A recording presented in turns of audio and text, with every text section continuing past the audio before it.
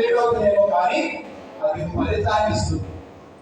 అర్థమవుతుంది. ఎక్కడ కూడా మరియ తల్లికి దేవుడి యొక్క మాటలు చెప్తూ ఉంటే వాటిని తన హృదయంలో బదిలపరుచుకొని ధ్యానిస్తూ ఎందుకో తెలుసా, మరియ తల్లికి కొన్ని అర్థమవుతుంది, కొన్ని అర్థం కావాలా.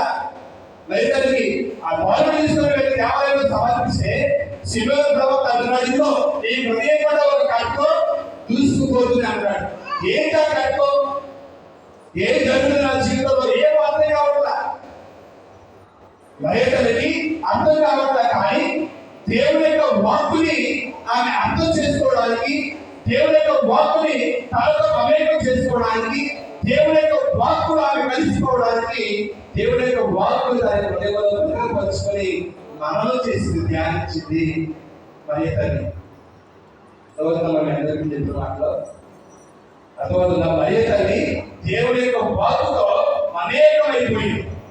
దేవుని యొక్క వాక్కుతో దానికి అర్థం కాకపోయినా దేవుడిని ప్రశ్నించకుండా, అవిశ్వాసానికి అలవర్చకుండా, అపనమ్మకాన్ని చూడకుండా మరియ తల్లి దేవుని యొక్క వాక్కుతో దేవుని యొక్క చిత్తాన్ని నమ్మి దేవుడు చేస్తాడే, ఏం చేసినా ఆ దానిలో సిద్ధమే. దేవుని యొక్క వాక్కు తనకి అర్థం కాకపోయినా, దేవుని యొక్క గొప్పతనానికి ఇంకొకసారి అర్థం కాకపోయినా కానీ మరియ తల్లి ఆ వాక్కుని తన హృదయంలో భద్రపరుచుకొని ధ్యానించిందే తప్ప ఆ వాక్కుకి విరుద్ధంగా లేదంటే జీవించాలా.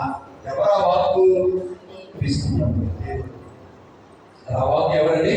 క్రీస్తున్నాం. ఆ వాక్కుని తన హృదయంలో భద్రపరుచుకొని ధ్యానించింది కాబట్టి ఆ వాక్కుని తన గర్భంలో మోయగలిగింది.